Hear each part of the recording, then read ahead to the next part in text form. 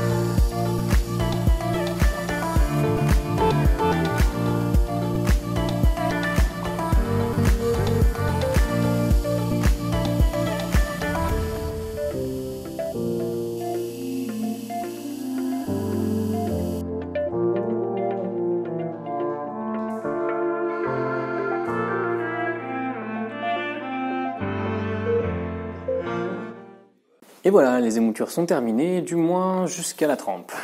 L'acier fait 3 mm d'épaisseur, donc c'est pas super épais, mais c'est pas super fin non plus. Donc j'ai essayé de monter les émoutures assez hautes. Je pense que je vais les monter encore un petit peu après la trempe. Et en parlant de ça, étant donné que c'est un acier inoxydable, le 14C28N, et que je n'ai pas de four de trempe, je vais faire sous-traiter les traitements thermiques par Eurotechnie. Donc maintenant, c'est à eux de jouer, je vais leur envoyer ça, et ensuite, on pourra continuer. Et voilà, le couteau est revenu des traitements thermiques, donc comme vous le savez pour les inox, j'ai pas le matériel nécessaire pour faire ça proprement, donc j'ai fait sous-traiter ça par Eurotechnie. Il y a donc eu une trempe sous atmosphère protectrice, un revenu tel qu'il se doit, et aussi un traitement cryogénique. Là, il est à une dureté de 58 HRC. Pour un inox, c'est tout à fait correct, et ça devrait lui donner de bonnes performances.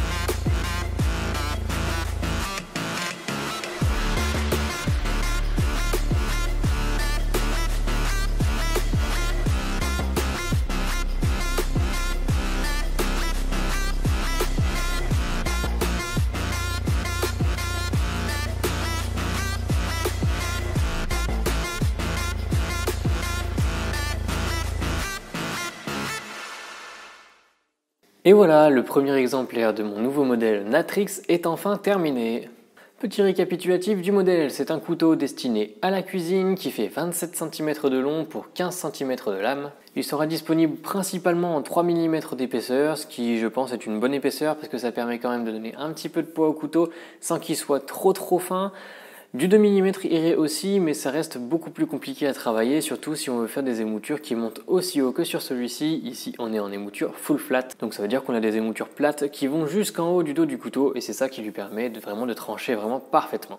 Pour ce modèle, j'ai réalisé un affûtage ciseau, donc c'est un tranchant ciseau, ce qui fait qu'on divise l'angle au niveau de l'affûtage par 2 par rapport à si on faisait un affûtage classique.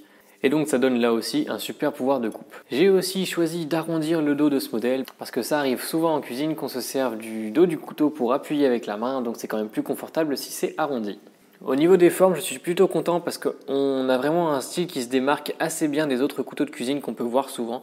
J'ai vraiment réussi à greffer mon style là-dessus, il garde des formes qui sont plutôt agressives et assez ergonomiques. Donc je pense que ça va pas plaire à tout le monde, mais moi personnellement j'en suis très content et on a plusieurs façons de tenir le couteau. On peut le tenir tout au bout du manche si on veut s'en servir de façon un petit peu brusque, ce que je ne conseille pas, mais vu l'acier je pense que ça tiendrait quand même. On peut prendre beaucoup plus de contrôle en se rapprochant comme ça, et si on veut vraiment beaucoup de contrôle, on peut même venir chercher très haut sur la main si jamais on veut se servir de la pointe pour découper. Quoi qu'il en soit, il y a plusieurs moyens de le tenir et rassurez-vous, il reste très polyvalent et là, ça va vraiment permettre de caler le pouce ou au contraire d'avancer un petit peu la main. Je suis vraiment très content de la forme.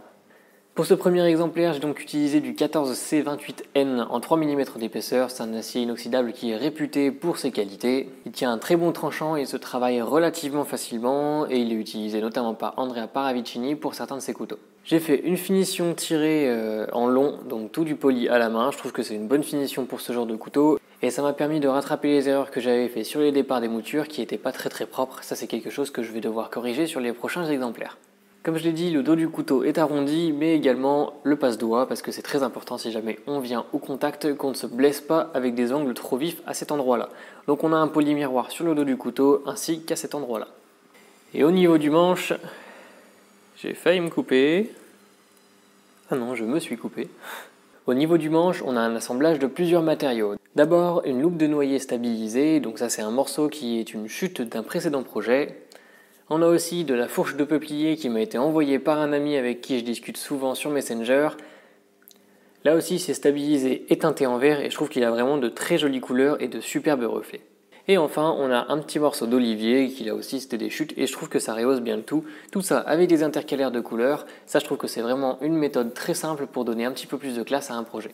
Ce nouveau modèle est donc d'ores et déjà disponible sur commande, si vous le voulez, il suffit de me contacter et après on voit tous les détails ensemble. Voilà, j'espère donc que cette vidéo vous aura plu, que comme moi vous adorez ce nouveau modèle. Si c'est le cas, n'hésitez pas à laisser un like, un commentaire et à vous abonner pour pas louper les prochaines vidéos. Moi je vous dis à la prochaine dans une future vidéo et d'ici là, portez-vous bien. Salut!